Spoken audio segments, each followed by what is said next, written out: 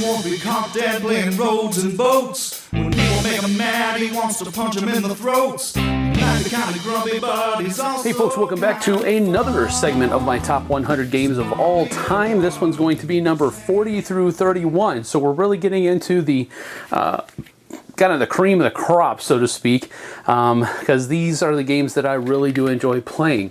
So my number 40 is a game that has risen from spot 72, and that's probably because I've just really realized how much I enjoy the game as is. It's probably one of the coolest campy zombie games that's out there, and that is Last Night on Earth, my number 40.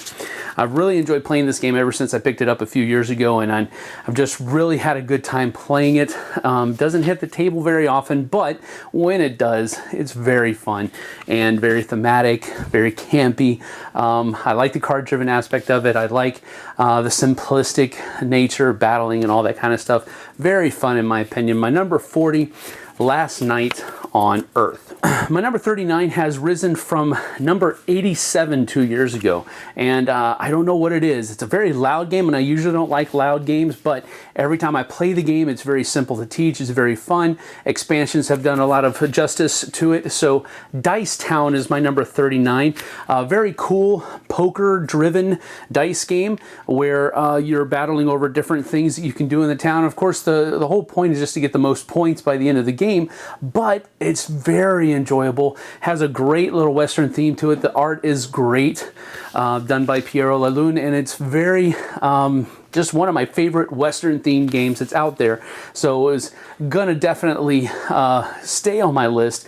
And I was actually surprised that it rose so much, but it's just, I've been able to play it here recently a couple of times and really had a great time doing it. So my number 39 is Dice Town. My number 38 is a new arrival to the list, and it is an abstract strategy game, and it landed at number 38. That should tell you how much I like this game, especially because it's an abstract strategy game, and that is Kodinka by Backspindle Games. I really enjoy the two-player version of this game. I also like 3 players. 4 players is probably a little bit too chaotic for me, but 2 and 3, I really enjoy the game, where you are basically trying to get your tiles flipped over to certain there are certain sides, do different combinations on the cards that you have. There's just a lot of replayability in it. There's a very tight back and forth feel to it. Really enjoy this. The Bakelite tiles are very sturdy, very nice. I love the box that it comes in. It's one of those magnetic flip boxes. Just a great all-around package for an abstract strategy game.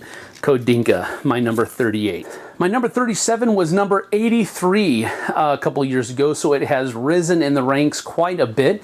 I can remember the first time I got this game, it was a long time ago, and it was given to me as a Secret Santa on Board Game Geek, so I really enjoyed that. I also remember that it came in a different language. It didn't have any English rules in it, so I had to do a hunt and find and find the English rules, and then I didn't care after that because we just really enjoyed the game so much.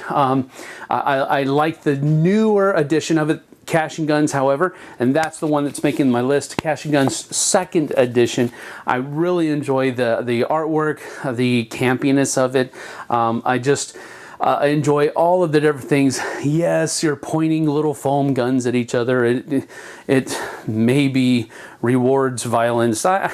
I really don't think it does. It's such a light-hearted game, fun, trying to bluff everybody and trying to intimidate people sometimes. But it's a very safe, a very fun environment to do it in. I've really enjoyed these games that when Cash and Guns hits the table. So definitely a very strong position, number 37. Probably, I would imagine, will settle around the 30 area, but that is Cash and Guns 2.0. My number 36 is a dice rolling game in the Yahtzee style of dice rolling games that are out there, and that is King of Tokyo. Now, this got a retheming here this year, and I really do enjoy, not a retheming, I'm sorry, a repackaging, a artwork. They redid the artwork. They did a whole bunch of things to it, a couple of new characters. Really enjoy the 2nd edition of this as well, but King of Tokyo is just kind of an evergreen for my family. Now, it did slip a little bit, and that's just because I haven't been able to play it as much as I usually have. But I've played it with young children. I've played it with my family, played it with gamers. Just a number of different situations. This is a great evergreen game for me. Number 36, it was number 29 in 2014, but I think it really is settling here in the 30s. That's King of Tokyo. So my number 35 is a newcomer to the list, and it is called In the Name of Odin from NSKN Games. One of the things that I really enjoyed about this is being able to build your own village, which with buildings that have the special abilities, and even the different buildings that have the same name or is the same type of building have different abilities on them, so that each person, they have to build the same kinds of buildings, but each one will have a different feel to them. So I like that about the game. I also like the fact that it gets you in to building your village and getting ready to go on that next conquering mission from the very get-go. There's not a whole lot of build-up. You're basically back into the game. You're right into the game from the very beginning of the game. So I really enjoyed that about In the Name of Odin. So it debuts at number 35, a huge blast onto the list. So we'll see how it goes from there. But I'm really enjoying it right now, and I think it's going to find a place on my list for quite some time. Number 35, In the Name of Odin. Number 34 is another abstract strategy game. Now, this is the second one in this segment, and these are the games that I'm really enjoying as abstract strategy games. I don't like heavy, thinky, brain-burny type of abstract strategy games. And Kodinka is definitely not that. I've already spoken about, but Onitama is also definitely not that as well. My number 34 is Onitama, a newcomer to the list, and I think this one's going to stay on for quite some time as far as my top 100 is concerned. I love how you're only going to be using 5 different cards each game, and it comes with a number of cards, so there's a lot of replayability there. I also like the fact that whenever you make a move, you are in essence giving your opponent the opportunity to make that same move at a later point in the game.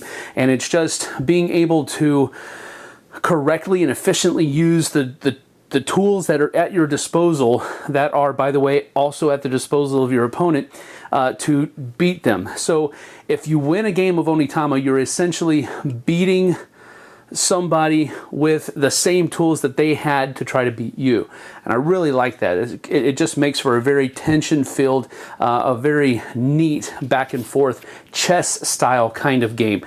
So my number 34, Onitama. Now my number 33 has had its fair share of butting heads with its customers in the past, but I think the company's starting to round the curve, and they're starting to make some really good decisions moving forward.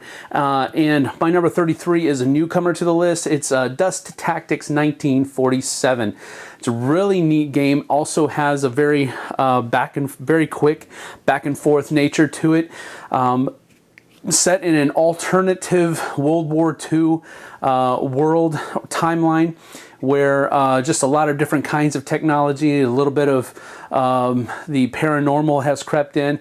Very much a Tannhauser feel or Tannhäuser feel to it, but it is a squad level game and not the first-person shooter that Tannhäuser is. I really enjoy the miniatures. They've come up with a new ability, a new way to purchase the game, where you can purchase pre-painted miniatures that are already put together, or you can just purchase miniatures that have been put together and just primers, so that then you can go over and give your own paint job to them, or you can go the same route as earlier and just buy the sprues, cut them out, build them, and put them together, paint them, all that kind of stuff. 3 different levels to buy. I really enjoy that idea. I like that idea a lot. So my number 33, Dust Tactics 1947. My number 32 is a stand-in for an entire family of games, because this is my favorite version of that family of games, and that is my number 32, Ticket to Ride Markland. Now, it was at number 49 a couple years ago in 2014, so it has come up a little bit, and I think it's because I really do enjoy this specific kind of, or rather this specific version of the game so much, and I've been able to play it recently, and it just really has shown.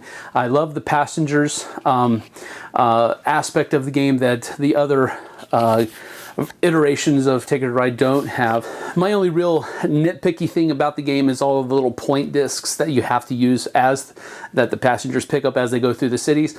I'm always very afraid that I'm going to lose one of those and thus kind of change the ability to play the game without having to find some type of replacement or something like that. But that's my only real problem with the game. Everything else about it I really enjoy. It just has a lot of nostalgia value for me, a nostalgic value for me because I used to live in Germany, so there's that connection to it.